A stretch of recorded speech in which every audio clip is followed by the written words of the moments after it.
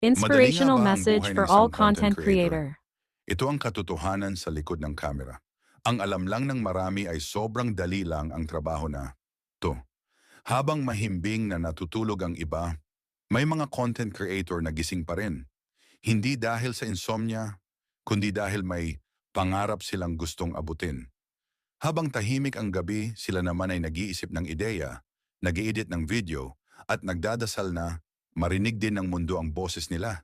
Hindi madali. Minsan mapapagod ka, minsan mapapaisip ka, kung worth it pa ba? Lahat ng nakikita nyo sa social media ay puro highlights lang. Hindi nyo nakikita ang mga ups and downs nila, yung mga struggle na pinagdadaanan nila.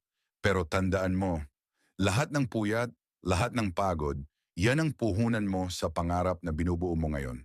Kaya sa lahat ng content creators dyan, huwag kang titigil. Dahil habang tulog ang iba, ikaw gumigising para sa pangarap mo.